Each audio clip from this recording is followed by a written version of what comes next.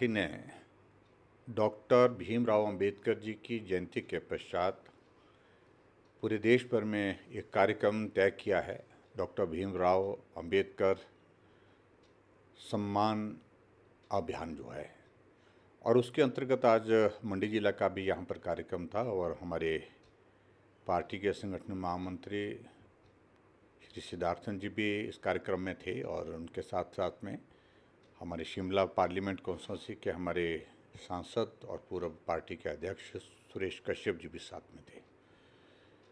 और इस अभियान के माध्यम से जो कांग्रेस पार्टी ने डॉक्टर भीमराव अंबेडकर जी के सारे जीवन में जीते जी भी जो अपमान किया और उसके पश्चात मरने के बाद भी जो अपमान किया, और उसके बाद अनेक ऐसे दौर में से डॉक्टर भीमराव अंबेडकर जी को कांग्रेस के उस शासन में जलालत के दौर में से गुजरना पड़ा, उन सारी बातों का उल्लेख करना आवश्यक लग रहा है आज के इस दौर में।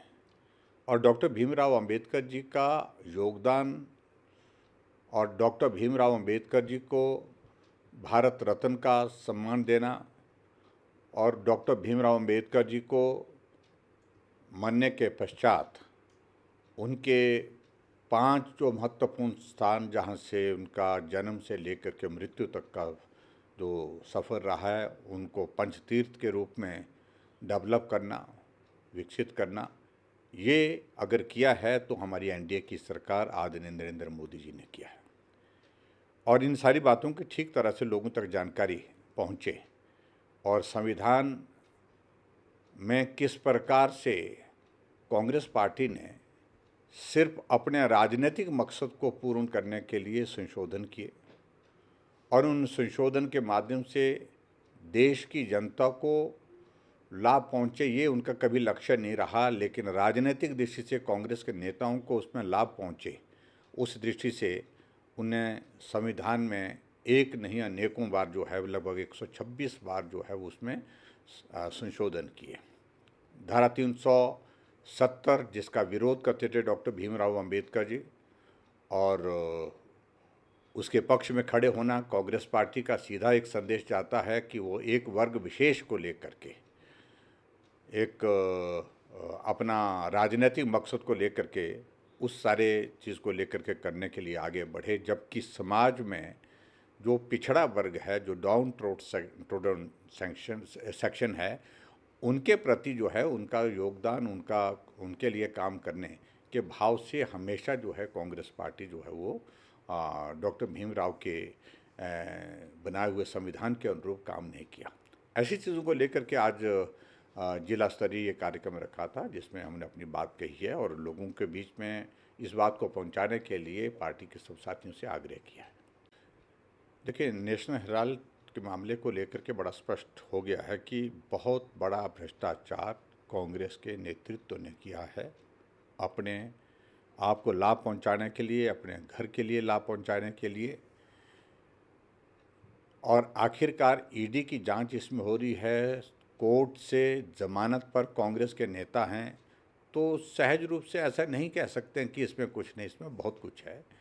और उन सारे विषयों की कानून के मुताबिक जो है वो आज जब इन्वेस्टिगेशन की प्रोसेस चली है तो कांग्रेस के लोगों को मुझे लगता है कि शोर डालने की आवश्यकता नहीं है। अगर सच है, सत्य है, अगर वो ठीक है तो डरना नहीं चाहिए उनको, कानून के मुताबिक जो है अपना पक्ष रखना चाहिए। लेकिन नहीं, शोर क्यों डाल रहे हैं? आज हिमाचल प्रदेश में कांग्रेस के नेता बाहर दूसरे प्रदेशों से आकर के नेशनल हेराल्ड के मामले को लेकर के अपनी बात कहने के लिए पहुंचे हैं।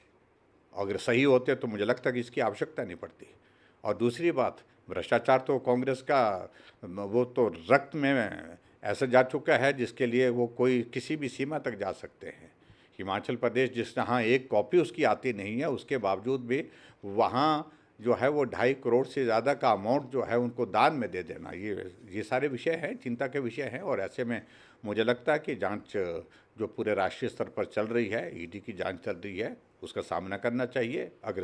अगर वो गलत नहीं है तो उनको डरने की आवश्यकता नहीं होनी। देखिए, नड्डा जी हिमाचल प्रदेश के रहने वाले हैं, लेकिन वो पार्टी के आज देश के अध्यक्ष हैं, केंद्र में मंत्री हैं, और भारतीय जनता पार्टी के राष्ट्रीय अध्यक्ष होने के नाते अपने प्रदेश में नड्डा जी नहीं आएंगे तो कहाँ आएंगे?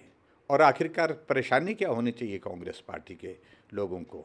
चंबा गए हैं, चंबा जा कर के उन्होंने वहाँ पर जो एस्पिरेशनल डिस्ट्रिक्ट है हमारा, जिसको आदरणीय प्रधानमंत्री नरेंद्र मोदी जी ने एस्पिरेशनल डिस्ट्रिक्ट के नाते चुना है, जहाँ काम को और ज़्यादा फोकस होकर के काम करने की आवश्यकता है, वो प्रदेश जो है, वो जिला जो है प्रदेश के बाकी राज्यों की तरह आगे विकास की राह पर बढ़े, इन सारी चीज़ों को सुनिश्चित करने के लिए वहाँ बैठक करने के लिए अगर आए उस डिस्ट्रिक्ट में, इस एस्पिरेशनल डिस्ट्रिक्ट की मॉनिटरिंग के लिए, तो मुझे लगता है कि कांग्रेस के लोगों को परेशानी नहीं होनी चाहिए। और दूसरी बात उन्होंने कहा जो केंद्र ने जो मदद की है हिमाचल प्रदेश के लिए, जो है वो हर बार की है और डट करके मदद की है, वो पक्ष नड्डा जी ने रखा है।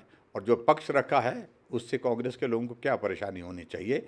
हिमाचल प्रदेश को मदद केंद्र से मिल रही है, केंद्र के सहारे ही हिमाचल प्रदेश चल रहा है। इस बात को अगर नड्डा जी ने कहा तो क्या गलत कहा है? मैं समझता हूँ कांग्रेस के लोगों को परेशान होने की आवश्यकता नहीं। हाँ, बात ठीक है कि हिमाचल प्रदेश में जो कांग्रेस की सरकार है वो काम करने नहीं, प्रदेश को तबाह करने में लगी है। भ्रष्टाचार की सारी सीमाएं टूट गई है। अगर इन बातों का अगर जिक्र अगर नड्डा जी ने किया है तो मैं समझता हूँ कोई गलत नहीं किया। मैं कह रहा हूँ कि कांग्रेस तो पूरे प्रदेश की जनता के ऊपर इतना बोझ डालने लगी हुई है। आज सीमेंट के रेट जो है 150 रुपये से ज़्यादा प्रति बैग के हिसाब से बढ़ गया। डीजल की कीमतें बढ़ा दी। आपके हिमाचल प्रदेश में बसों का किराया आज इस तरह से बढ़ा दिया कि कदम रखते ही 10 रुपये देना पड़ेगा। गरीब आदमी का जीना दूभर कर दिया है। इन सारी बातों को लेकर के आने वाले समय में कांग्रेस को जवाब देना पड़ेगा। जो कांग्रेस कहती थी बहुत सारे वादे गारंटियां दे करके हम ये करेंगे वो करेंगे, आज कांग्रेस हिमाचल प्रदेश के लोगों के ऊपर बोझ बन करके जिस प्रकार से ये टैक्सेस लगा करके जो काम कर रही है, प्रदेश की जनता कांग्रेस को उखाड़ फेंक करके ही दम लेगी।